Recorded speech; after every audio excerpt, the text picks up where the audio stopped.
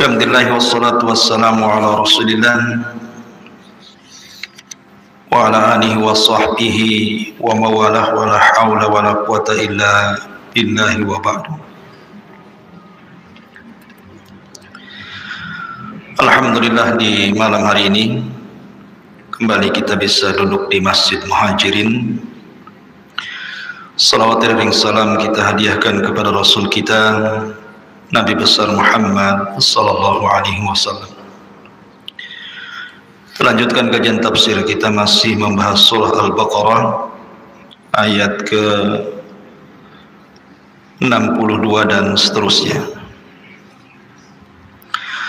A'udzubillahi minasyaitonir rajim. Bismillahirrahmanirrahim. Innal ladzina amanu wal ladzina hadu wan nasara was-sabiina man amana billahi wal yaumil akhir wa amila salihan falahum ajruhum inda rabbihim wala khawfun alaihim wala hum yahzanun.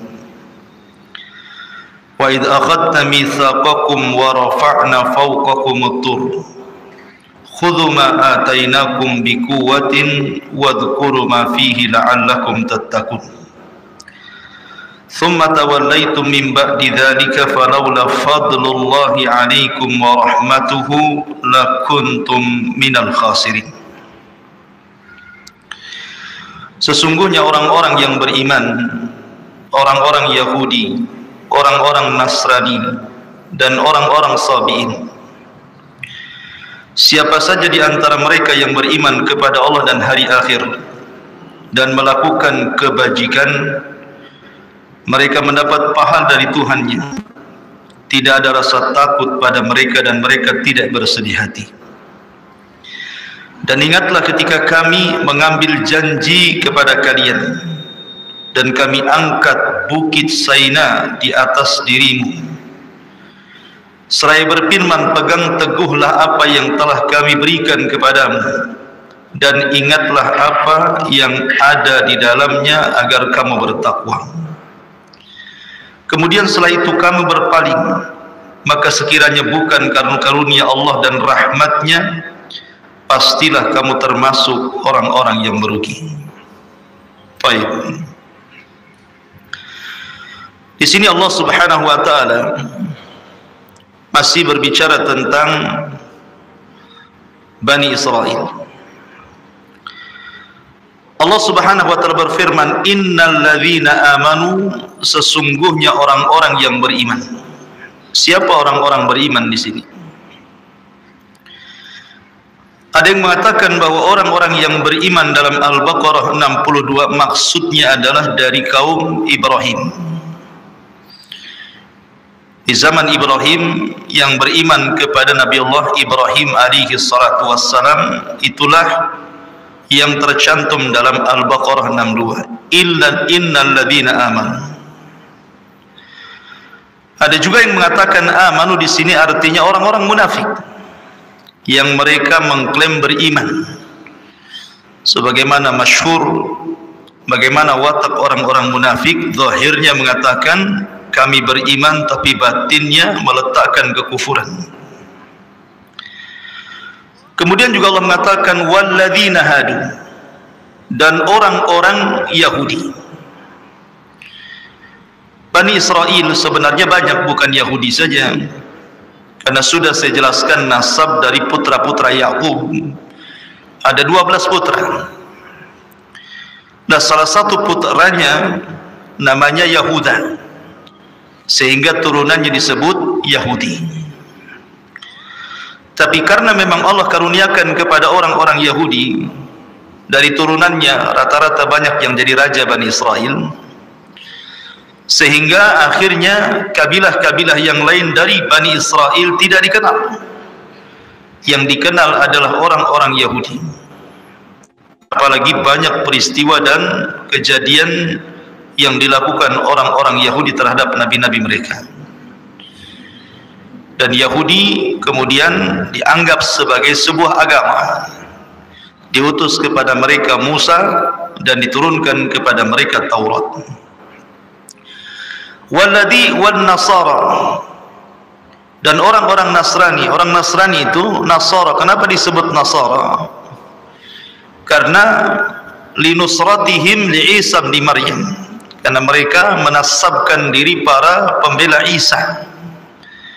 Makanya mereka disebut dalam Al-Quran ketika bicara tentang pengikut Nabi Isa, mereka mengatakan nahnu ansarullah.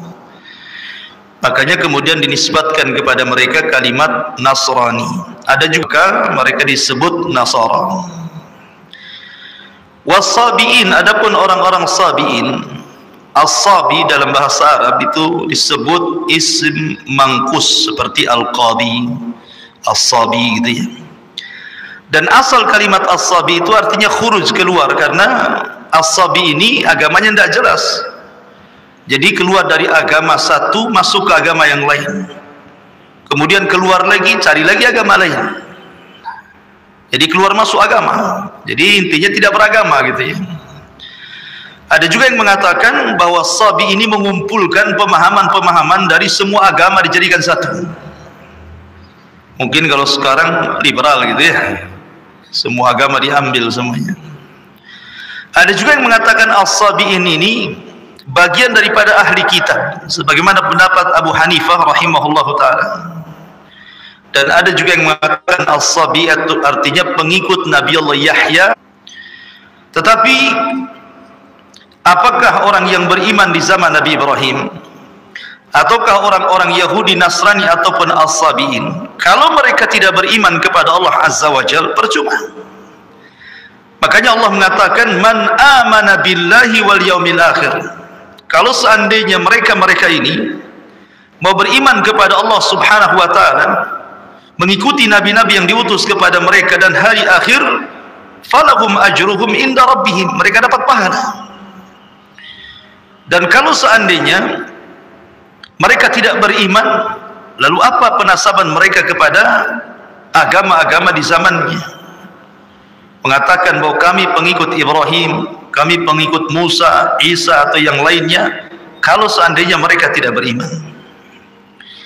Makanya sebagian para ulama mengatakan, apakah ayat ini bicara tentang sebelum diutusnya Nabi ataukah setelah diutusnya Nabi? Sebab kalau sudah diutusnya Nabi, walaupun mereka pengikut Ibrahim, walaupun mereka pengikut Musa, walaupun mereka pengikut Yahya ataupun Isa, maka tidak ada gunanya. Kenapa?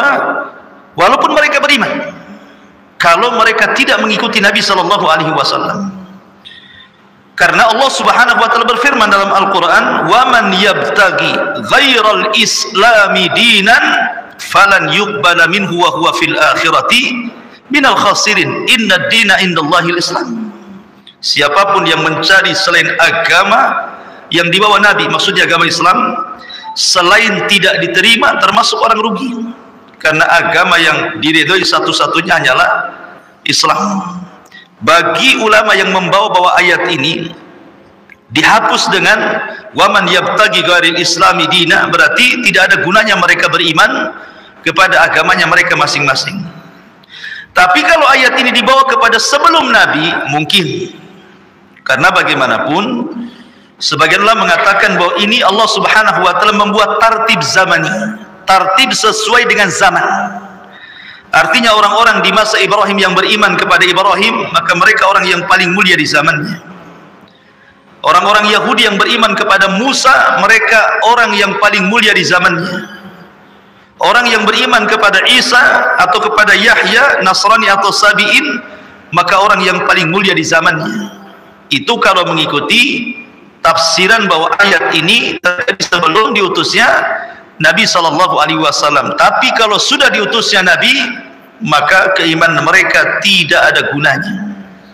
Karena Rasul mengatakan dalam sebuah hadis, la yasma'u bi yahudiyun wala nasraniyun. Tidak satupun Yahudi dan Nasrani yang mendengar kedatanganku summa lam yu'min bi, kemudian tidak beriman kepadaku,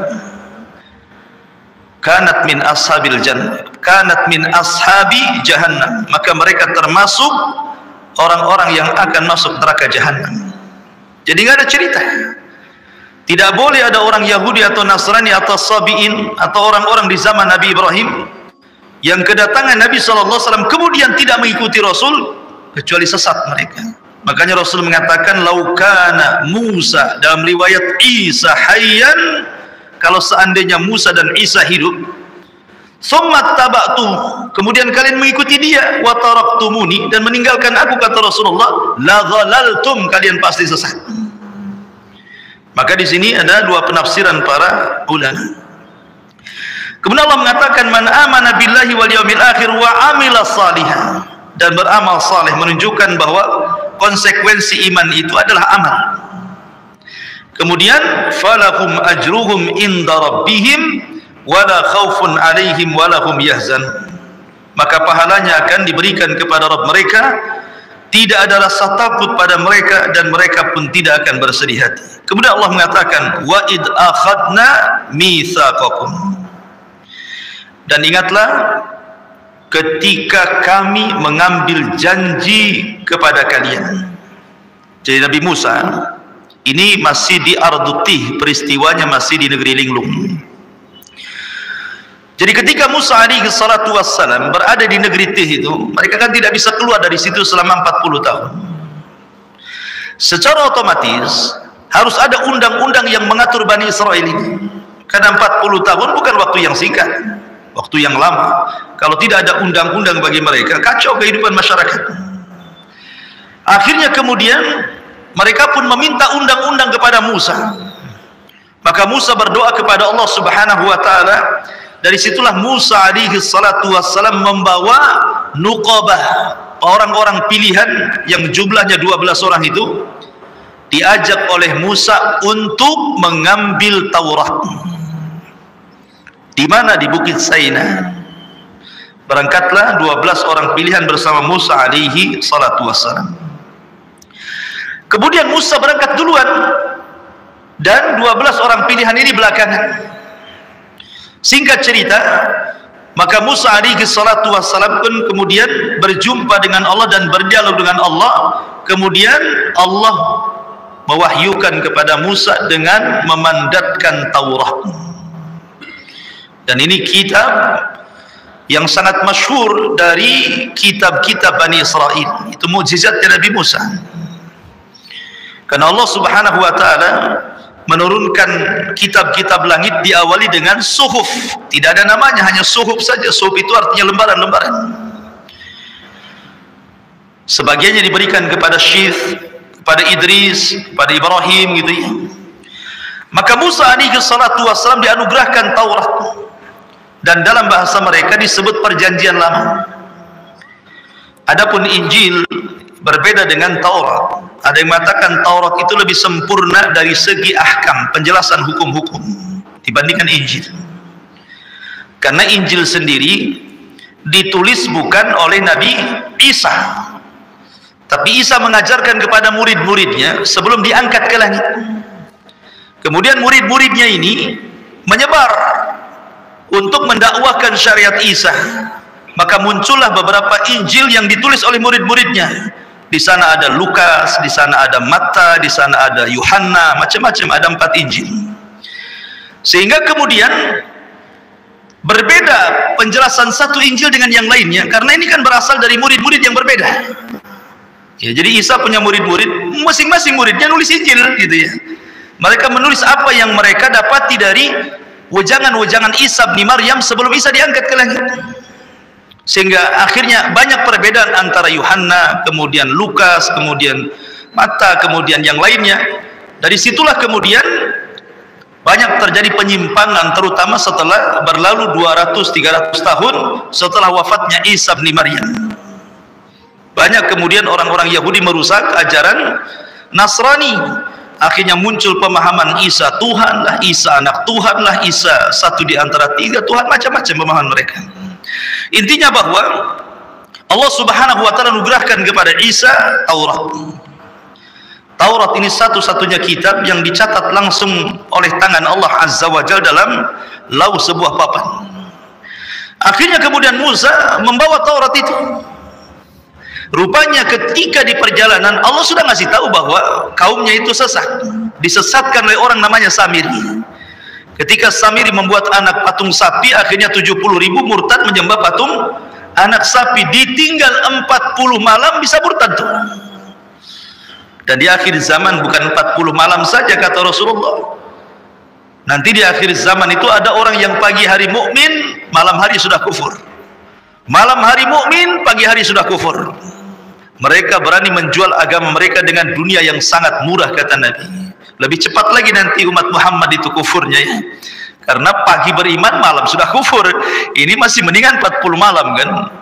Dan itu terjadi di akhir zaman kata Nabi SAW. Intinya sesampainya Musa alaihi salatu wassalam dengan papan Taurat itu melihat kondisi Bani Israel sudah murtad, marah Musa sampai kemudian papan Taurat itu dibanting. Kemudian akhirnya pecah, sehingga akhirnya kemudian ketika dirangkai, sehingga banyak yang kemudian ya mungkin kalau kita katakan ini lembaran nih berkecai kemudian ditumpuk-tumpuk, akhirnya halamannya berbeda-beda jadinya. Sejak itulah penyimpangan Bani Israel kepada Taurat. Ma'asyiral muslimin yang dimuliakan Allah Azza wa Jalla. Nah di sini Allah Subhanahu wa taala mengatakan wa id akhadna mitsaqakum. Dan ingatlah ketika kami mengambil janji kamu dan kami angkat kepada kalian bukit Tur. Wa rafa'na fawqakumut Tur. Kenapa Allah angkat bukit Tur? Karena ketika Nabi Musa alaihi salatu wassalam melihat kemurtadan mereka, akhirnya mereka pun dinasihati Nabi Musa alaihi salatu wassalam suruh bertobat. Tetapi mereka enggan tobat. Ketika mereka enggan tobat itulah maka Allah Subhanahu wa taala mengancam dengan mengangkatkan satu bukit di atas kepala mereka. Ada yang mengatakan Tur itu satu bukit namanya Tur.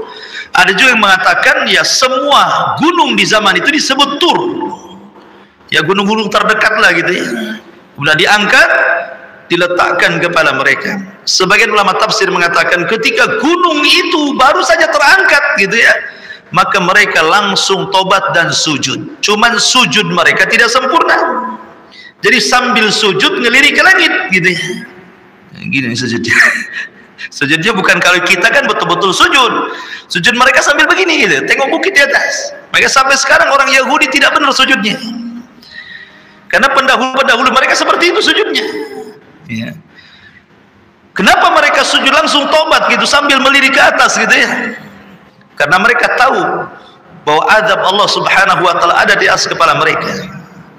Dari sini Musa alaihi salatu wassalam memaksa mereka dengan bahasa kita ini mau ikut Taurat, mau ikut undang-undang Taurat, ataukah bukit yang di atas kepala kalian dilemparkan kepada kepala-kepala kalian. Makanya Allah mengatakan khudhu ma atainakum. Khudhu ma atainakum, ambillah ma atainakum bikuwah, apa yang telah kami datangkan kepada kalian bikuwatin, dengan sungguh-sungguh.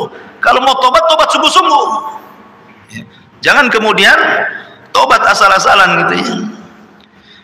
Kemudian wadhkuru ma fihi la'allakum tattaqun. Di sini Allah Subhanahu wa taala mengatakan khudhu ma atainakum bikuwah. Ketika Nabi Musa memaksa mereka mau tobat atau tidak. Kalau tidak tobat, kalian akan mati dengan dibantingnya bukit Tur di atas kepala kalian. Tapi kalian kalau mau tobat, maka gunung ini tidak akan dibanting kepada kepala kalian, tetapi tobatnya dijelaskan dari ayat sebelumnya, di mana Allah Subhanahu wa taala mengatakan faqtulu anfusakum dzalikum khairul lakum inda bari'ikum fataba 'alaikum innallaha huwat tawwabur rahim. Maka kalian harus saling bunuh di antara kalian. Saling membunuh di antara kalian itulah tobat kalian.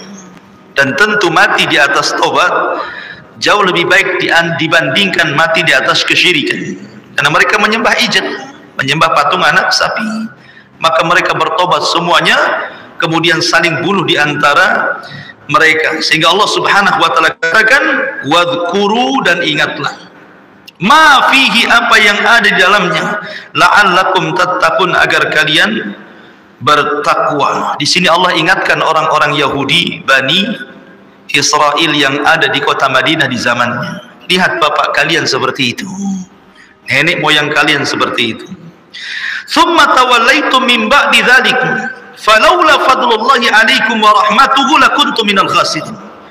Tetapi apa yang terjadi dengan Bani Israel? Bani Israel itu memang betul-betul ya, sudah jelas-jelas kawannya bertobat, kemudian saling membunuh gitu. Ini yang hidup, yang sisa yang hidup itu yang menyaksikan bagaimana mereka saling membunuh sehingga 70.000 mati bergelimpangan. Apa yang terjadi? Tsumma tawallaitum, kemudian kamu berpaling lagi. Ya. Mim ba'di dzalika, setelah peristiwa itu. Laula fadlullahi 'alaikum wa rahmatuhu lakuntum minal khasirin. Kalaulah bukan karunia Allah kepada kalian, rahmatnya kepada kalian, tentu kalian termasuk orang-orang yang rugi. Jadi rahmat Allah luar biasa diberikan kepada Bani Israel. Mereka sudah bermaksiat, bertobat Allah ampuni, maksiat lagi, bertobat Allah ampuni. Dan begitulah Allah Subhanahu wa taala, wasi'at rahmatuhu kulla syai'. Jadi rahmatnya itu meliputi segala sesuatu. Makanya kita tahu, kalau kita cerita tukang sihir di zaman Musa, tukang sihir di zaman Musa itu tidak pernah satu kali pun beriman kepada Allah, beramal pun tidak. Mereka sehari-hari hanya belajar sihir dan sihir kesyirikan. Ketika kemudian berduel dengan Musa alaihi salatu wassalam, kemudian akhirnya mereka tidak sanggup melawan Musa, akhirnya bertobat, kemudian sujud satu kali selama hidup mereka. Kemudian setelah itu Fir'aun marah dan mengatakan, amantum qabla an adana lakum, kalian berani beriman sebelum aku izin, akan kubunuh kalian. Akhirnya Fir'aun membunuh tukang-tukang sihir itu. Tukang sihir ini selama hidupnya tidak beriman, tidak beramal, tapi dia di akhir hidupnya tobat, kemudian sujud. Kemudian setelah itu dibunuh Fir'aun.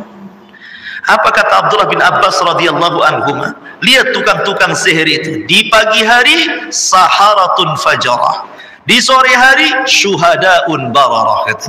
Di pagi hari menjadi tukang sihir yang jahat, di sore hari sudah menjadi syuhada yang baik.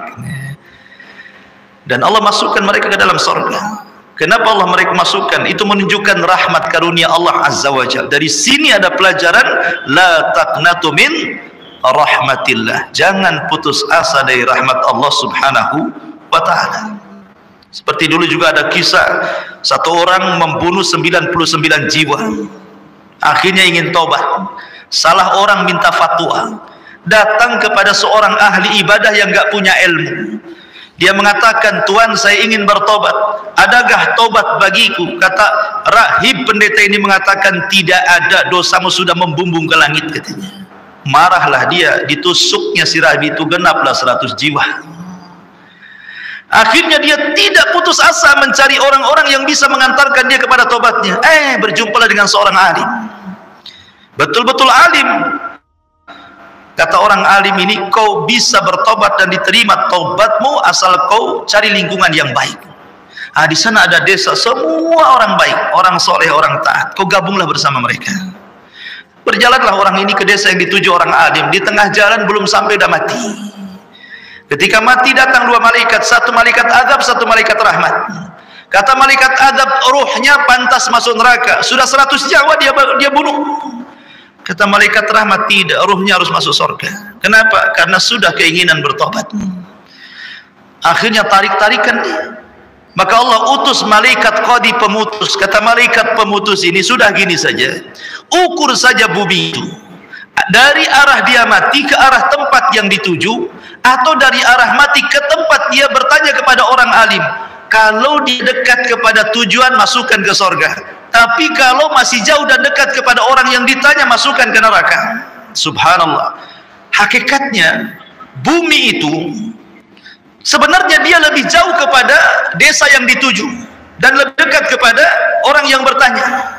Tapi karena rahmat Allah Subhanahu wa ta'ala luas, Allah lipat bumi itu sehingga kemudian desa yang dituju jauh lebih dekat dibandingkan orang alim yang ditanya. Akhirnya kemudian yang berhak mendapatkan rusia apa? Malaikat rahmat. Begitulah rahmat Allah Subhanahu wa ta'ala. Dulu di zaman Bani Israel ada dua orang bersaudara.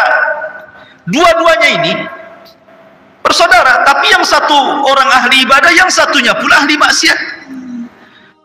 Kan begitu ya dalam keluarga itu. Kadang-kadang kita sudah ngaji, keluarga mungkin satunya masih maksiat gitu ya. Dalam keluarga kan tidak semuanya baik, ya tidak semuanya jahat. Pasti di antara lingkungan itu pasti ada yang baik, ada yang jahat. Jadi zaman Bani Israel ada dua orang, satu alim, abid, satu jahat. Yang abid ahli ibadah ini memang baik, setiap hari nasihati saudaranya, tub ilallah, bertobatlah kau kepada Allah, si maksiat aja kau ini. Nggak mau didengar juga.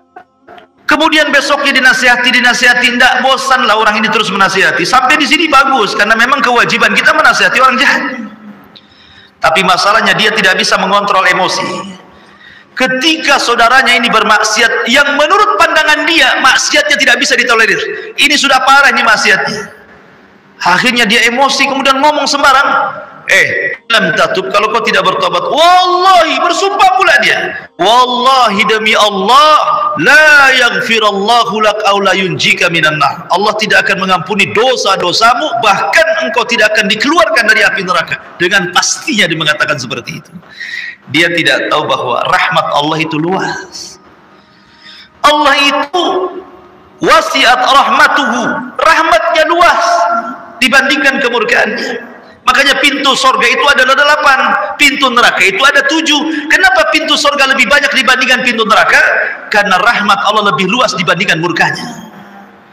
Akhirnya kemudian ketika keduanya diwafatkan oleh Allah Azza wa Jalla, yang ahli maksiat Allah masukkan ke dalam sorga, yang ahli ibadah Allah masukkan ke neraka. La haula wala quwwata illa billah. Apa alasannya? Yang ahli maksiat ini karena dia bermaksiat, maksiatnya masih tahta masyiatillah, masih di bawah kehendak Allah, karena dia tidak melakukan kesyirikan. Tetapi yang ahli ibadah sudah bersumpah, dan sumpahnya melampaui takdir Allah dengan mengatakan, demi Allah, Allah tidak akan mengampuni. Siapa yang punya ampunan? Engkau apa Allah? Allah tidak akan mengeluarkan dari api neraka. Siapa yang punya neraka? Allah yang punya neraka. Suka-suka Allah memasukkan, mengeluarkan. Karena dia sudah bicara melewati takdir Allah, Allah masukkan ke neraka. Lihat bagaimana orang ini masuk neraka bukan karena membunuh loh, bukan karena minum khamar, bukan karena berzina, karena dosa lisan. Hanya ngomong begitu masuk neraka. Kenapa? Karena lisan ini satu kalimat saja kalau membuat Allah murka sudah cukup dimasukkan orang itu ke neraka. Lihat hadis Rasul, wa innal abda la yatakallamu bil kalimati la yulqilaha balan min sukhtillah yahwi sahibuha fi nari jahannam. Terkadang ada seorang hamba berbicara satu kalimat, lihat bahasa Rasul, satu kalimat. Rasul tidak mengatakan berkalimat-kalimat, cukup satu kalimat saja, tetapi terkandung kemurkaan Allah di dalamnya, dan dia ucapkan tidak sadar. Subhanallah. Yang satu kalimat yang terkandung kemurkaan Allah itu dia ucapkan tidak sadar. Mungkin lagi emosi dia ngomong gitu ya, tetapi mengakibatkan orang yang bicaranya masuk ke dalam jahannam sejauh lebih jauh dibandingkan barat dan timur, kata Rasul. Ab'ad ma bainal masyriqi wal maghrib. Dari sini penting orang menjaga lisan itu. Jangan sampai menyinggung orang, jangan sampai menghina orang, jangan sampai orang akhirnya tidak tenang karena ucapan kita, tulisan kita macam-macam. Ya. Ma'asyiral muslimin yang dimuliakan Allah Azza wa Jalla, intinya bahwa Bani Israel walaupun begitu degilnya masih juga Allah berikan karunia dan rahmat kepada mereka. Kemudian setelah itu Allah Subhanahu wa taala menceritakan lagi bagaimana watak Bani Israel. Allah mengatakan, walaqad alimtumul ladzina i'tadaw minkum fi sabti faqulna lahum kunu qiradatan khasi'in faja'alnaha nakalan lima baina yadayha wa ma khalfahu wa mau'izatan lil muttaqin.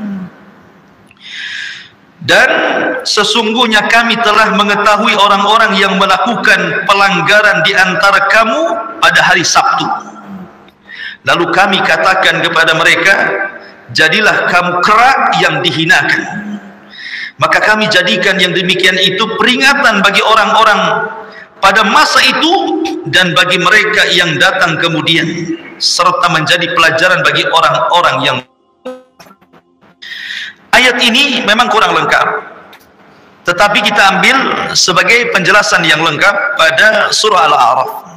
Dan karena ayat ini disebut kisah Ashabus Sabti. Dalam surah Al-A'raf, tepatnya pada ayat 162 atau 163. Jadi kisahnya begini.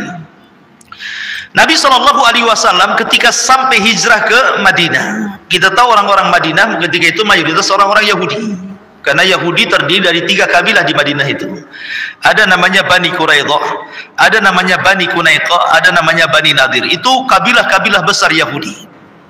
Dan yang paling besar namanya Bani Qunaiqah karena yang menguasai perekonomian Yathrib atau Madinah kala itu. Jadi Nabi SAW selalu berdialog dengan orang-orang Yahudi. Selalu berdialog dengan orang-orang Yahudi. Dan terkadang Yahudi pun mengetes Nabi untuk kebenaran risalahnya. Jadi karena orang-orang Yahudi itu mereka sulit tidak wahyi, sangat sulit tidak wahyi. Beda dengan orang Nasrani. Di zaman Rasul banyak orang masuk Islam, orang-orang Nasrani, tapi orang Yahudi sedikit. Walaupun pemimpin mereka Abdullah bin Salam masuk Islam dari pemimpin Yahudi, tetap saja orang Yahudi tidak beriman. Ya. Jadi Nabi SAW ingin bertanya kepada mereka tentang kakek buyut mereka. Seolah-olah Nabi SAW mengatakan, kalian seperti ini, saya mau tanya kepada kalian tentang Ashabus Sabti. Dulu kakek buyut kalian ada yang disebut dengan Ashabus Sabti, orang yang memuliakan hari Sabtu. Bagaimana kisahnya? Makanya Allah Subhanahu wa taala mengatakan dalam surah Al-A'raf ayat 123, Allah mengatakan was'alhum 'anil qaryatil lati kanat hadiratal bahri. Tanyakan wahai Muhammad kepada mereka orang-orang Yahudi Madinah itu tentang sebuah negeri yang terletak di dekat lautan. Ada yang mengatakan negeri ini namanya Ailah. Ada yang mengatakan negeri ini Madian. Tapi yang jelas bahwa nama tidak penting. Kalau memang penting tentu disebutkan dalam Al-Quran. Karena Quran itu mengambil ibrah dan pelajaran. Cuman ahli tafsir ada yang mengatakan tempat yang dimaksud itu adalah Ailah, dan ada yang mengatakan Madian, atau perkampungan nelayan memang hidup di tepian lautan. Orang-orang Yahudi semuanya di situ. Kemudian Allah mengatakan, "Id ya'duna fi sabti, id ta'tihim khitanuhum yawma sabtihim surra'an, wa yawma la yasbituna la ta'tihim." Apa yang terjadi? Ketika mereka melanggar aturan pada hari Sabtu. Begini ya. Allah Subhanahu wa taala sebenarnya sudah menawarkan kepada Yahudi atau Nasrani satu hari yang disebut dengan hari sakral, di mana mereka satu hari itu diperuntukkan untuk beribadah, tidak boleh untuk dunia. Perang tidak boleh, cari ma'isyah tidak boleh, bekerja tidak boleh. Pokoknya hari itu khusus ibadah. Dan Allah tawarkan hari Jumat. Tapi mereka tidak mau mengambil hari Jumat. Mereka mengambil hari Sabtu. Kemudian Nasrani mengambil hari Ahad. Dan Allah pilihkan Islam hari Jumat. Jadi Allah yang memilihkan Jumat kepada kita. Tapi mereka kemudian tersesat dari hari Jumat mengambil hari Sabtu. Orang Nasrani tersesat dari hari Jumat dan mengambil hari Ahad. Bukan tidak ada alasan. Orang-orang Yahudi mengambil hari Sabtu itu karena kita tahu bahwa alam semesta ini diciptakan oleh Allah Subhanahu wa taala fi sittati ayyamin, pada tempo 6 hari. Di mana Allah Subhanahu wa taala menciptakan bumi dimulai dari hari Ahad. Kemudian Senin bumi selesai. Kemudian Allah naik ke langit, kemudian Allah menciptakan langit. Hari Selasa dan hari Rabu. Kemudian selesai langit, maka hari Kamis dan Jumat Allah turun lagi ke bumi. Kemudian Allah Subhanahu wa taala ciptakan fasilitas bumi. Allah ciptakan gunungnya, sungainya, hutannya, binatangnya, macam-macamnya di situ. Maka genaplah berapa? 6 hari. Fi sittati ayyam. Sehingga Allah Subhanahu wa taala kelelahan. Kemudian beristirahatlah di hari Sabtu. Jadi orang-orang Yahudi kemudian mengambil hari Sabtu, hari rehat mereka, karena itu hari rehatnya Allah Subhanahu wa taala setelah lelah menciptakan langit dan bumi, katanya begitu. Maka Allah bantah dalam Al-Quran, wa ma massana min lughub. Kami tidak tersentuh dengan kelemahan, keletihan, kata Allah. Enak saja Allah lelah. Kalau Allah lelah masalah. Ya. Kenapa masalah? Nabi Musa kan tanya, ya Rabb, kenapa kau tidak tidur, katanya. Jadi Nabi Musa mengatakan kepada Allah, kenapa kau tidak tidur, katanya. Akhirnya Allah mengatakan gini, Musa, kau berdiri depan, kau pegang 2 mangkok dengan kedua tangan, isi air. Akhirnya Musa begini terus, akhirnya ngantuk. Pas ngantuk-ngantuk tertidur sesaat, akhirnya mangkoknya jatuh, perang, kemudian pecah semuanya. Kata Allah, ya Musa, kalau seandainya aku ngantuk, seperti itulah alam semesta. Hancur semuanya gitu. Artinya bahwa tidak semua sifat yang kurang bagi Allah, tidak semua sifat yang sempurna bagi manusia sempurna bagi Allah. Mungkin bagi manusia tidur sempurna, kalau orang tidak tidur masalah itu. Tetapi tidak semua yang sempurna bagi makhluk kalau diterapkan kepada Allah jadi sempurna, tidak. Justru ketika Allah tidak ngantuk, tidak tidur, itulah sifat sempurna bagi Allah. Ma'asyiral muslimin yang dimuliakan Allah Subhanahu wa taala, kembali. Jadi Allah Subhanahu wa taala memilihkan hari Jumat, tapi orang Yahudi tidak mau, milihlah hari Sabtu. Dan Nasrani pun malah mengambil hari Ahad. Allah pilihkan Jumat kepada kaum muslimin. Intinya bahwa Sabtu menjadi hari sakralnya orang-orang Yahudi. Lah di zaman itu, di kampung Aila ataupun di kampung Madian yang tepian lautan itu, mereka diberikan aturan tidak boleh melakukan aktivitas dunia di hari Sabtu, tidak boleh kerja, tidak boleh ke laut, tidak boleh perang, tidak boleh apapun. Mereka harus masuk ke tempat-tempat ibadah mereka. Satu hari itu mereka harus beribadah kepada Allah Azza wa Jalla. Makanya Allah mengatakan, idh ya'duna fi sabti, ketika mereka melanggar aturan pada hari Sabtu. Kenapa mereka melanggar? Begini, kebiasaan mereka, ma'isyah mereka itu hanya satu, mereka mencari ikan, itulah penghidupan mereka. Mereka penghidupan sebagai nelayan, tidak ada lagi pekerjaan kecuali nelayan. Sementara kemudian Subhanahu wa ta'ala uji mereka dengan hari Sabtu. Kenapa demikian? Di hari-hari yang lain ikan itu tidak tampak, yang mereka ke laut ya dapat, tapi sekedarnya. Tetapi dari Sabtu ikan itu pula muncul, bisa dilihat oleh mereka, loncat-loncat, bisa ditangkap dengan tangan, ke pinggir-pinggir lagi, apa enggak enak? Enggak usah dipancing, enggak usah dijaring, datang ke laut ditangkap saja, loncat-loncat, kayak manggil-manggil, sini bang kan gitu. Jadi mereka akhirnya kemudian orang-orang yang kurang iman itu, makanya Allah di sini mengatakan apa? Idh ta'tihim khitanuhum yawma sabtihim sur'an, katanya. Allah mengatakan apa? Ketika datang kepada mereka ikan-ikan yang berada di sekitar mereka pada hari Sabtu, sur'an, terapung-apung di permukaan air. Saking banyaknya di lautan itu, semua terapung ikannya, loncat-loncat, nampak gitu, bisa ditangkap dengan tangan. Tapi anehnya, wa yauma la yasbituna la ta'tim, tapi di hari selain Sabtu tak pula ikan itu muncul. Ikan itu tidak tahu kemana, tapi kalau datang hari Sabtu kok ada pula ikan itu. Ini Allah Subhanahu wa ta'ala sedang menguji Bani Israel. Allah uji itu, kuat nggak imannya. Akhirnya kemudian ada sebagian orang-orang fasik dari kampung tersebut membuat khilah, ingin membuat makar. Wa yamkuruna wa yamkurullah wallahu khairul makirin. Mereka hendak menipu Allah, menipu orang-orang yang beriman. Yukhadi'unallaha walladzina amanu. Akhirnya mereka ketika sudah masuk hari Sabtu, belum masuk hari Sabtu, ketika kan hari dalam Islam itu ketika terbenam matahari. Pamannya ini Jumat, besok mau Sabtu, berarti ketika Jumat sore terbenam matahari, berarti masuklah hari Sabtu kan itu. Jadi mereka pandai, mereka jaring di sore hari Jumat, dipasanglah jaring-jaring mereka itu. Jadi mereka dikeruk, dibuat jalan, ya dibuat jalan supaya ikannya nanti kalau ada masuk ke perangkap mereka gitu. Jadi akhirnya mereka membuat perangkap di hari Jumat itu, di sore hari Jumat, untuk mengambil ikan di hari Sabtu. Kemudian mereka pun memanennya hari Ahad. Mereka mengatakan, kami tidak ngambil ikan dari Sabtu, Cuman mereka pasang jaring di hari Jumat, untuk ikan di hari Sabtu ditangkapnya hari Ahad, kan itu. Yukhadi'unallaha walladzina amanu. Mereka hendak menipu Allah. Ya. Akhirnya kemudian segelintir orang ini kok nggak ada masalah. Maksudnya tidak ada azab kepada mereka. Mulailah diikuti oleh kawan-kawannya. Jadilah banyak. Buat kayak gitu semua satu kampung itu, kecuali orang-orang yang dirahmati dan beriman kepada Allah Azza wa Jalla. Makin banyaklah orang mengikuti gaya-gaya tersebut. Semua pasang jaring di hari Jumat, untuk ikan hari Sabtu dipanennya hari Ahad. Ketika kemudian lama mereka melakukan seperti, dan mereka mendapatkan kesenangan dari situ. Mereka menganggap, kan ikan yang kita ambil kan hari Sabtu, itu ikan hari Sabtu.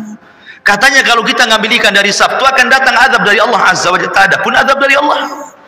Akhirnya kemudian ada yang tajarru, sebagian mereka ada yang mulai berani mengambil ikan langsung dari Sabtu. Udah nggak ada lagi cerita pasang jaring Jumat untuk diambil hari Minggu. Tidak, langsung hari Sabtunya mereka nyemplung ke laut. Mulainya sedikit, kok juga tidak turun azab kepada mereka gitu ya. Akhirnya kemudian orang-orang pun mulai ikut, 1, 2, 3, akhirnya ramelah orang ikut mengambil ikan di hari Sabtu. Di sini Allah mengatakan id ya'duna fi sabti, ketika mereka melakukan pelanggaran di hari Sabtu. Akhirnya kemudian manusia terpecah menjadi 3. Manusia terpecah menjadi 3. Wa idh qalat ummatun minhum lima ta'iduna qauman Allahu muhlikuhum aw mu'adzibuhum adzaban syadida qalu ma'dziratan ila rabbikum la'allahum yattaqun. Kemudian, dan ingatlah ketika suatu umat di antara mereka berkata, mengapa kamu menasihati kaum yang akan dibinasakan atau diazab Allah dengan azab yang sangat keras? Mereka menjawab, agar kami mempunyai alasan bertanggung jawab kepada Tuhan, dan agar mereka bertakwa kepada Allah. Dari ayat ini ada 3 kelompok. Bani Israel di kampung itu terbagi menjadi 3 kelompok setelah peristiwa mereka rame-rame mengambil ikan dari Sabtu. Kelompok yang pertama orang-orang fasik. Mereka mengambil ikan di hari Sabtu, yang tua yang muda ikut terlibat di situ. Kelompok yang kedua keras, tidak boleh kau ini ngambil ikan dari Sabtu, nanti azab akan turun kepada kalian. Kelompok yang ketiga pula bising kepada orang yang melarang mencari ikan di hari Sabtu. Makanya Allah mengatakan, wa idh qalat ummatun minhum lima ta'iduna qauman Allahu muhlikum. Ngapain kalian bising kepada mereka? Biarkan sajalah mereka mencari ikan di hari Sabtu. Mereka itu umat yang pasti azab akan turun kepada mereka. Ini enggak bersyukur ada orang lain menasihati, disalahkan pula orang menasihati. Begitulah di masyarakat, ikhwan. Pasti orang itu terbagi menjadi 3. Ada pelaku maksiat, ada orang yang melarang maksiat, ada yang ketiga tidak suka kepada orang yang melarang kepada maksiat. Sudahlah, biarkan tetangga itu, kalian bising kali, biarkanlah di gitu. Itu di masyarakat kan gitu. Jadi umat terpecah jadi 3 di sini. Ya. Tetapi orang-orang yang melarang punya alasan. Qalu ma'dziratan ila rabbikum. Kenapa kami larang mereka? Agar kami punya alasan. Kalau nanti Allah mengatakan, kenapa kau tidak larang? Aku sudah larang kau, Rabb, kan gitu maksudnya ya. Tapi mereka tetap seperti itu. Jadi dia punya tanggung jawab dakwah gitu ya. Falamma nasu ma dzukiru bi anjayna alladhina yanhauna anis-su wa akhadna alladhina zalamu bi adzabin ba'isim bima kanu yafsukun. Falamma atau amma nuhu anhu qulna lahum kunu qiradatan khasiin. Maka setelah mereka melupakan apa yang diperingatkan kepada mereka, mereka cuek. Orang-orang itu nggak didengar lagi tuh. Orang-orang yang menasihati mereka nggak didengar sudah. Apalagi sudah ada pembelaan kan dari orang-orang yang melarang orang yang melarang. Maka setelah mereka melupakan apa yang diperingatkan kepada mereka, kami selamatkan orang-orang yang melarang orang-orang berbuat jahat, dan kami timpakan kepada orang-orang yang zalim siksa yang keras disebabkan mereka selalu berbuat fasik. Maka setelah mereka bersikap sombong terhadap segala apa yang dilarang, kami katakan kepada mereka, jadilah kamu kera yang dihinakan. Jadi begini kisahnya. Kita kembali kepada surah Al-Baqarah. Jadi orang-orang ini, orang-orang yang beriman, yang mereka tidak mau dekat dengan orang-orang yang mengambil ikan di hari Sabtu, sepakat orang-orang yang beriman membuat pagar. Nampaknya kalian dengan kami tidak bisa. Kalau kami masih satu kampung sama kalian, kemudian Allah azab kalian, maka azab bukan hanya menimpa kalian, kami juga kena. Kalian sudah kami nasihati, kalian tidak mau. Kalau begitu kita pisah saja. Akhirnya kemudian orang-orang yang beriman keluar dari kampung itu, kemudian membuat dinding tinggi-tinggi untuk memisahkan kampung mereka dengan kampung orang-orang yang melanggar di hari Sabtu. Dibuatlah dinding tinggi sehingga terpisahkan. Jadi orang-orang yang tidak mau melihat mereka keluar, sehingga di kampung itu hanya tinggal dua kelompok. Kelompok pertama yang mencari ikan di hari Sabtu, kelompok yang kedua yang melarang kepada orang yang melarang yang mencari ikan di hari Sabtu. Satu kampung dilihat. Dari situ ma'asyiral muslimin yang dimuliakan Allah Azza wa Jalla, apa yang terjadi? Biasanya di balik tembok itu apabila mereka dapat ikan, rame, biasa nelayan kalau pulang dari lautan dapat tangkapan itu kan senang mereka, jerit-jerit gitu ya, teriak saking senangnya. Dan itu mereka biasa dengar hari-hari, terutama di hari Sabtu mereka ramai. Tapi suatu hari tidak pula ada suara. Senyap di hari Sabtu itu, tidak ada orang yang biasanya ramai kali, tak ada satu suara manusia pun. Sementara orang-orang yang beriman kan di balik dinding itu, kok biasa ramai mau ada ini? Penasaranlah orang-orang, coba lihat, tanjatlah tebing itu. Dan kemana mereka perginya? Kok tidak ramai-ramai? Akhirnya satu orang diutus untuk memanjat dinding, melihat. Pas dilihat ke kampungnya itu, tak ada satu orang pun. Tidak ada satu orang pun. Akhirnya kemudian dilaporkan kepada ulamanya, tidak ada orang di kampung itu, sepi, tak ada orang, yang kecil, yang besar, yang tua, yang muda, yang laki, yang perempuan, tidak ada semuanya. Kagetlah akhirnya. Dari situ mereka bersepakat untuk membuka dinding pemisah, pagar pemisah, benteng pemisah antara kampung mereka dengan kampung orang yang melanggar dari Sabtu. Ketika dibuka dindingnya itu, pintu dindingnya itu, tiba-tiba mereka melihat pemandangan yang mengejutkan. Tidak ada orang sama sekali, tetapi ada kera-kera yang sedang menempel di dinding-dinding mereka. Semua kera di situ. Sebagian dan babi. Jadi ada yang dikutuk jadi kera, ada yang dikutuk jadi babi. Makanya di sini Allah Subhanahu wa taala katakan sebagai penguat daripada surah Al-A'raf dalam surah Al-Baqarah, Allah Subhanahu wa taala mengatakan, tadi mana ayat berapa tadi? Ayat 6. Baik. Walaqad alimtumul ladzina tadaw minkum fi sabti faqulna lahum kunu qiradatan khasiin. Maka kami jadikan, dan sungguh kami telah mengetahui orang-orang yang melakukan pelanggaran di antara mereka di hari Sabtu. Maka kami katakan kepada mereka, jadilah kalian kera-kera yang dihinakan. Maka kami jadikan yang demikian itu nakalan, peringatan, lima baina yadaihi wa ma khalfaha, bagi orang-orang yang ada pada masa itu, bagi orang-orang yang akan datang kemudian, wa mau'idatan lil muttaqin, dan juga bagi pelajaran yang bisa diambil orang-orang yang bertakwa jauh setelah peristiwa itu.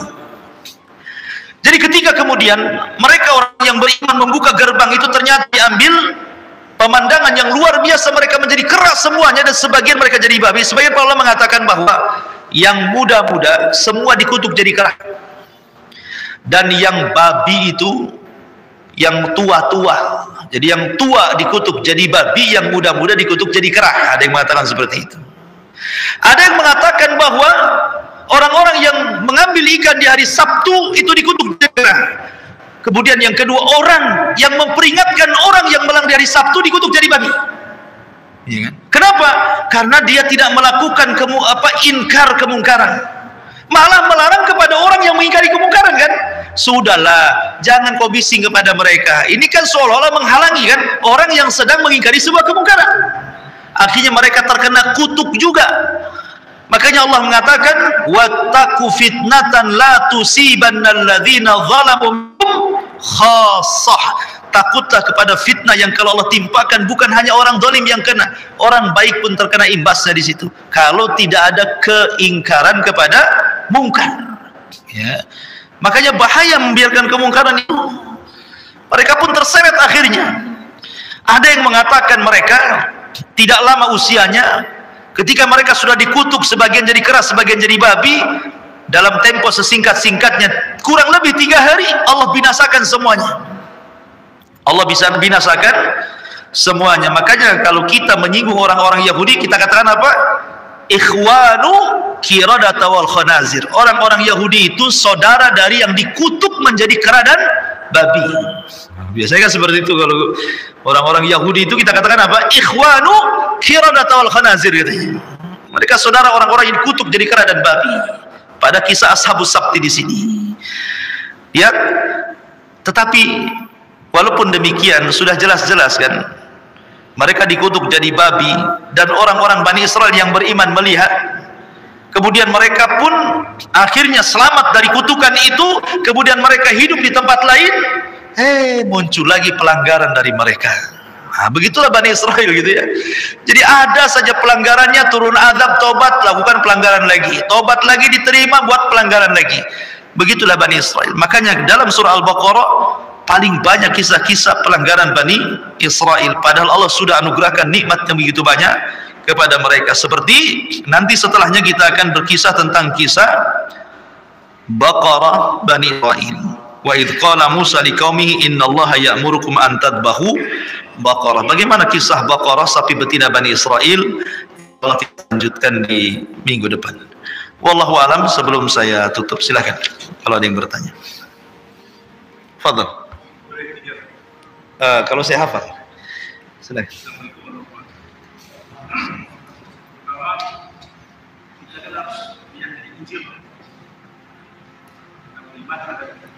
Kira-kira yang disebut Injil itu yang mana? Tadi dari semua keterangan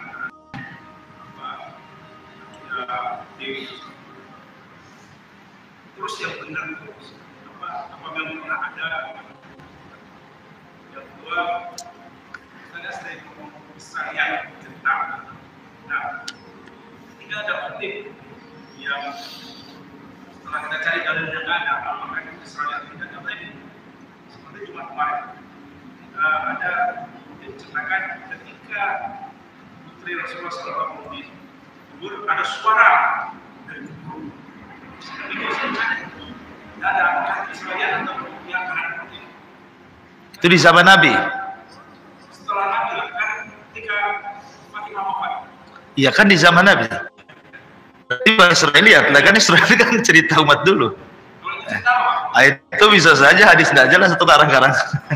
Taib ya. Yang ketiga, tadi Pak Yunta, kita bagaimana menyampaikan kritik. Di WA kan sering Pak, pemerintah tidak kritik. Ada yang belajar bintang apa? Padahal kita tahu ada bidang pemerintah dan memang begitu, dan ada kesalahan. Kita yang diserang, itu apa kasih penaikan? Taib. Alhamdulillah. Bicara tentang Injil, kita harus pahami bahwa Nabi Isa bin Maryam diturunkan kepada dia Injil. Kemudian Injil ini diajarkan kepada murid-muridnya. Kemudian murid-muridnya mengarang lagi. Jadi banyaklah Injil itu. Ya, jadilah muncul Injil Yohanna, Markus, Matta gitu ya. Ada lagi, Injil itu sebenarnya banyak, ada 40 lebih. Itu kan yang disepakati 4. Tapi yang lainnya kan diperselisihkan. Tetapi Isa diturunkan Injil kepada dia. Masalahnya, apa yang diajarkan murid-muridnya Isa bin Maryam kepada orang-orang Nasrani, itulah ajaran yang benar dari Isa. Makanya penyimpangan Nasrani kepada Injil itu setelah 200, ada yang mengatakan 300 tahun setelahnya. Baru kemudian terjadi penyimpangan. Sebelumnya mereka mengikuti Isa bin Maryam. Tapi tidak semua orang Nasrani menyimpang. Ada juga orang yang bertauhid. Di zaman Rasulullah ada namanya Waraqah bin Naufal. Masih bagus Nasraninya gitu ya. Tidak semua, masing-masing agama kan ada yang mentauhidkan Allah, ada yang menyimpang. Islam juga sama. Zaman sekarang ada orang Islam tapi datang ke kuburan, datang ke dukun, datang ke tempat-tempat keramat. Ya ada juga yang mentauhidkan Allah. Semua agama itu pasti ada yang mentauhidkan, ada yang menyimpang kan begitu. Tidak semua, banyak juga orang yang baik. Tetapi Anda harus bedakan antara Taurat, Injil dan Quran. Ada yang mengatakan bahwa Taurat tidak bisa memansuh Injil tidak bisa memansuh Taurat, atau Taurat menghukumi Injil, tidak. Tapi beda dengan Al-Quran. Quran itu disebut muhaiminah, menghukumi Injil dan Taurat. Makanya memansuh kedua buku itu, kedua kitab itu setelah datangnya Quran tidak boleh lagi digunakan. Tetapi kalau Injil dengan Taurat tidak. Bahasa mereka itu perjanjian lama dengan perjanjian baru, tidak saling menghapus satu dengan yang lain. Walaupun ada juga yang mengatakan Taurat lebih sempurna dari segi hukum-hukum yang dicantumkan. Beda dengan Zabur. Kalau Zabur kan tidak ada hukum-hukum yang dicantumkan. Zabur itu kan hanya kitab mawaid, hanya nasihat-nasihat, jangan melembutkan hati, mengingat kematian, itu Zabur. Makanya bentuknya taranum. Ya, kalau Zabur itu. Lain dengan Injil ataupun Taurat ataupun Quran memang berisi hukum-hukum. Ya, itu harus dibedakan. Makanya kemudian kita harus beriman dengan kitab-kitab ini. Tetapi setelah datangnya Al-Quran tidak ada cerita. Setelah datangnya Al-Quran tidak ada cerita. Al-Quran sendiri sebenarnya di zaman Nabi SAW kan tidak ada mushaf seperti yang saya pegang ini. Semua para sahabat itu mereka menghafal Quran itu di dada-dada mereka. Ada penulis-penulis wahyu seperti Ali bin Abi Thalib punya mushaf karena dia adalah katibul wahyi, tapi susunannya beda. Kalau Ali bin Abi Thalib itu menulis mushaf, dia menyesuaikan dengan turunnya ayat. Umpamanya nih ayat yang pertama, Iqra bismi rabbikal ladzi khalaq, maka itu dicantumkan ayat pertama. Dan ayat terakhir umpamanya idza jaa nasrullahi wal fath, itu ayat terakhir. Ada namanya mushaf Abdullah bin Mas'ud. Mushaf Abdullah bin Mas'ud itu dia dicantumkan ayatnya sama tafsirnya sekalian. Jadi ayatnya tafsirnya juga di situ ditulis. Itu namanya mushaf Abdullah bin Mas'ud. Ada namanya mushaf Ubay bin Ka'ab yang tartibnya sama dengan tartib yang kita baca kan gitu ya. Dan beberapa sahabat yang disebut dengan penulis wahyu. Penulis wahyu itu banyak ya kan, Ali, Muawiyah, kemudian Ubay bin Ka'ab, Thabit bin Zaid, dan banyak sahabat itu, ada sekitar 40 kurang lebih, itu disebut penulis wahyu. Tetapi kan tidak ada pegangan satu mushaf karena masing-masing sahabat itu punya catatan sendiri-sendiri. Tidak ada yang bisa dipegang oleh sahabat, kesepakatan bahwa punya Ali yang harus dipegang, punya Ubay harus dipegang, tidak ada. Baru di zaman Umar radhiyallahu an, ketika Abu Bakar Siddiq radhiyallahu an memerangi orang-orang murtad di perang Yamamah, banyak hufadzul Quran mati di situ.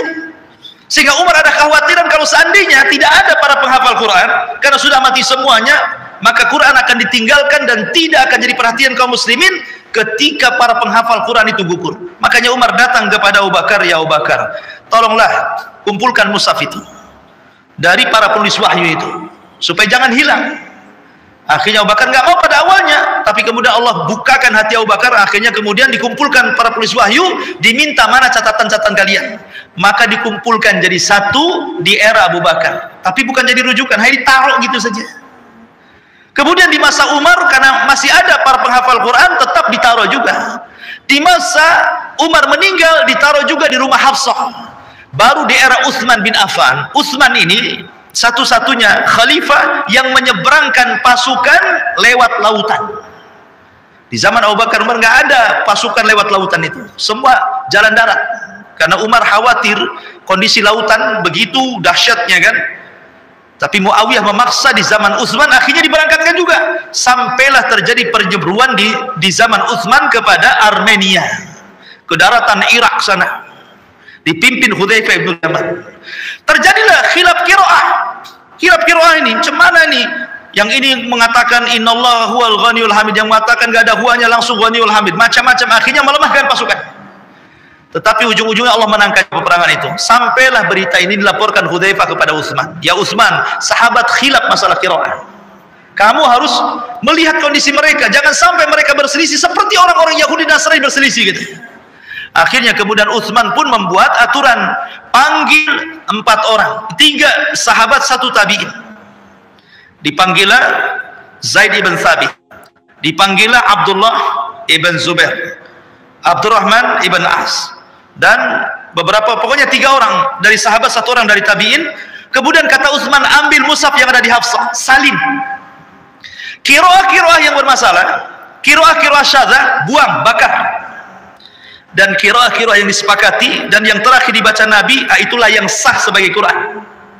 Maka Utsman pun kemudian memerintahkan 4 orang ini, akhirnya disadurlah dengan cara menyalin, kemudian yang sepakat diletakkan, yang tidak sepakat dibuang, yang terakhir dibaca Nabi dicatat, yang menjadi perselisihan dibuang, akhirnya dicetaklah menjadi 7 cetakan, 7 mushaf bahasa kita. Dulu kan bukan cetakan ya, mungkin salinan, 7 salinan. 7 salinan ini diletakkan, dikirim ke beberapa daerah negeri-negeri Islam sampai ke Syam, supaya yang di sana jangan menyelisih yang di sini, yang di sini jangan menyelisih yang di sana. Akhirnya ketika dibagikan 7 itu, maka sepakatlah kaum muslimin baca Quran dengan cara satu bacaan yang disebut dengan mushaf Utsmani. Sebenarnya kalau cerita Quran itu ada 2 ilmu yang antum harus pahami. Dalam Quran ini ada 2 ilmu. Yang pertama namanya ilmu rasmi, yang kedua namanya ilmu qiraati. Ilmu rasmi itu berkaitan dengan tulisan. Pada awalnya Quran ini ditulis di zaman Utsman, itu tidak ada titiknya, nggak ada harokatnya. Cuma mau baca, tidak bisa dibedakan mana ba dengan sa, tidak bisa dibedakan mana ro dengan za, tidak bisa dibedakan mana sin dengan shin, nggak ada titiknya. Ya, itu marhalah yang pertama, nggak ada sama sekali titiknya. Maka disebut qiraah muhmalah namanya. Ada qiraah muhmalah, ada qiraah mu'jamah namanya ya. Kalau antum belajar ulumul Quran tuh. Jadi setelah itu kemudian marhalah yang kedua, marhalah peletakan titik. Dari muhmalah menjadi mu'jamah. Maka mulailah dibedakan mana ba, mana ta, mana sa, mana sya, mana sa, mana ro, mana za. Akhirnya mulailah dibedakan. Tapi belum ada harokat. Baru setelah itu marhalah yang ketiga, pengharokatan. Tetapi hanya diharokati saja, ya, belum ada i'rabnya, belum ada ilmu bahasa Arab di situ, hanya diharokati saja. Baru malah yang keempat memasukkan ulumul Arabiyah kepada ulumul Quran. Ya, ilmu bahasa Arab itu kan ilmu nahwu, ilmu saraf, ilmu ma'ani, ilmu balaghah, gitu ya. Kemudian ilmu mantik, ilmu nazam, macam-macam ilmu bahasa Arab itu. Ya kita kenal nahwu saraf aja lah kan itu. Tapi banyak ilmu bahasa Arab. Dimasukkanlah ilmu ulumul Arabiyah kepada ilmu Al-Quran. Mulailah dikenal mana fa'il, mana maf'ul. Sehingga bacaan ujungnya nampak. Harus dibaca dhammah kah, dibaca fathah kah, dibaca kasrah kah. Kalau dia fa'il dhammah, kalau dia maf'ul kasrah, kalau majrur kalau maf'ul fathah, kalau majrur dhammah, kalau jazam sukun. Nah, mulai ujung-ujungnya nampak tuh, sehingga enak bacanya. Ya kan? Dan itu terjadi di zaman Ali radhiyallahu anhu, karena ada satu kasus, ada seorang namanya Abul Aswad Ad-Du'ali. Abul Aswad Ad-Du'ali itu, dia pulang ke rumahnya, dia dengar anaknya baca Quran. Kok salah bacanya pada orang Arab? Dia datang kepada Ali radhiyallahu anhu mengatakan, "Ya Amirul Mukminin, anak saya saja orang Arab salah baca. Sekarang banyak orang-orang ajam, orang-orang di luar Arab pada masuk Islam. Macam mana dengan mereka nanti? Tolonglah Quran ini kalau bisa diharokati, dijelaskan, di-i'rabi gitu ya, supaya nggak salah baca." Sejak itulah Ali memerintahkan Abul Aswad Ad-Du'ali untuk mengharokati Al-Quran, memasukkan ulumul Arabiyah kepada ulumul Quran, sehingga Quran enak dibaca sampai sekarang ini. Ya, namanya ilmu rasmi namanya. Ya, walaupun antara catatan dengan imla terkadang berbeda. Kemudian yang kedua ada namanya ilmu qiraah. Beda ilmu qiraah dengan ilmu rasmi, karena ilmu qiraah itu bicara tentang lahjah. Wadduha, wadduha, kan itu ya. Itu lahjah namanya. Siapa yang pertama mengajari? Jibril. Jibril mengajari Nabi SAW 7 qiraah yang disebut dengan sab'atu ahruf namanya. 7 qiraah. Jadi suatu ketika Umar bin Khattab berselisih dengan Hisham, sama-sama sahabat Nabi. Hisham ini membaca Quran, kata Umar, salah, aku mendengar Rasul kayak gitu bacaannya, katanya, lahjahnya maksudnya. Dibawalah Hisham ke hadapan Rasul. Kata Umar, "Ya Rasulullah, Hisham membaca bacaan berbeda yang aku dengar dari dirimu." Kata Rasul, "Oke, Hisham baca Quran." Hisham pun baca Quran. Kata Rasulullah, "Itulah qiraah yang diajarkan Jibril kepada aku." Sekarang kau Umar baca Quran. Umar pun baca Quran. Kata Rasulullah, "Baca sama dengan Jibril turunkan." Kemudian Rasul mengatakan, Jibril mengajarkan qiraah kepadaku sab'atu ahrufin, 7 lahjah. Makanya disebut ada 7 qiraah. Qiraatus sab'ah namanya. Kemudian dengan berlalunya waktu, ya kan, akhirnya datanglah para ulama qiraah beristihad menjadi 10 disebut qiraatu asyara. Itu setelahnya tapi ya. Tetapi Jibril hanya mengajarkan kepada Rasul hanya qiraah sab'ah saja. Itu namanya ilmu qiraah ya. Jadi ada ilmu rasmi, ada ilmu qiraah. Jadi kita belajar pula usul Quran ya. Padahal ini di pesantren yang begini-begini. Mudah-mudahan manfaatnya lah. Sudah jam 9. Saya kira cukup. Subhanallahi bihamdika asyhadu an la ilaha illa anta astaghfiruka wa atubu ilaik. Allahu ta'ala. Assalamualaikum warahmatullahi wabarakatuh.